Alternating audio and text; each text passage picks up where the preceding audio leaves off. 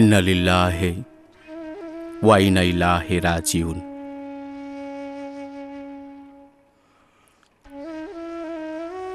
গত 23 ডিসেম্বর 2011 শুক্রবার রাত 9:45 লন্ডনের কিংস কলেজ হাসপাতালে বাংলাদেশ আওয়ামী লীগের উপদেষ্টা মণ্ডলীর সদস্য জননেতা জনাব আব্দুর রাজ্জাক মৃত্যুবরণ করেন।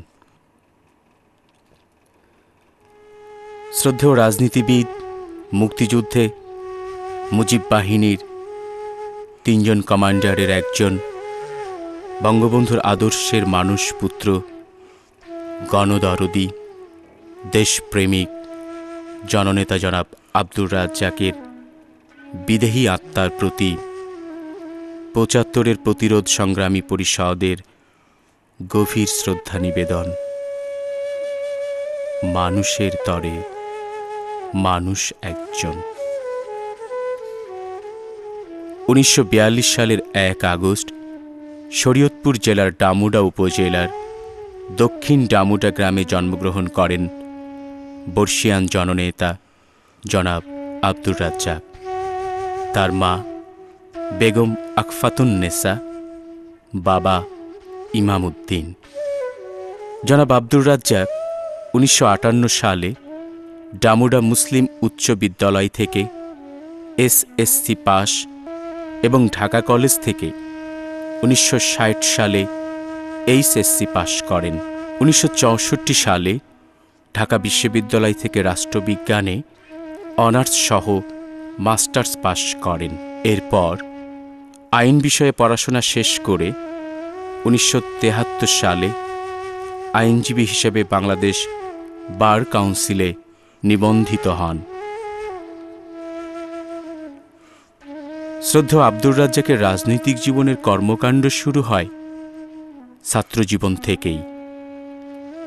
1960 সাল থেকে 1962 সাল পর্যন্ত তৎকালীন পূর্ব পাকিস্তান ছাত্রলীগের কেন্দ্রীয় কমিটির সদস্য ছিলেন তিনি।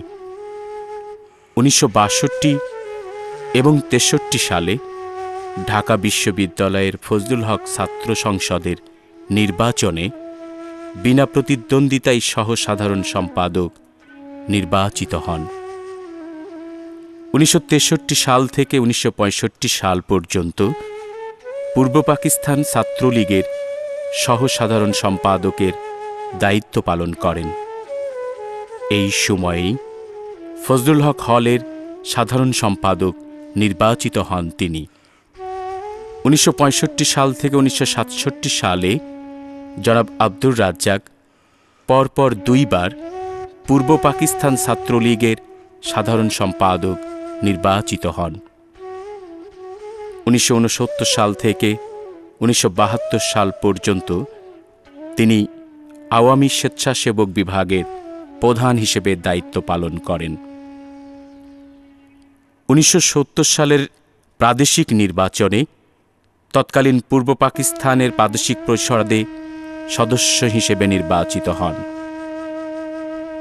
62-র শিক্ষা আন্দোলন, 66-র 6 দফা, 69-এর গণঅভ্যুত্থান এবং 1971 সালে মুক্তিযুদ্ধের অন্যতম সংগঠক, মুজিব বাহিনীর একজন কমান্ডার হিসেবে স্বাধীনতা সংগ্রামে সক্রিয় ভূমিকা পালন করেন।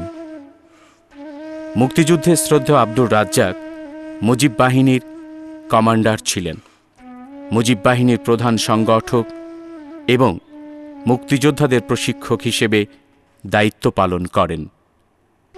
ভারতের দেরাদুনে সেনাবাহিনীর জেনারেল ওবানের কাছ থেকে প্রশিক্ষণ গ্রহণের পর একজন সশস্ত্র মুক্তিযোদ্ধা হয়ে রণাঙ্গনে সাহসিকতার সাথে যুদ্ধে অংশগ্রহণ করেন।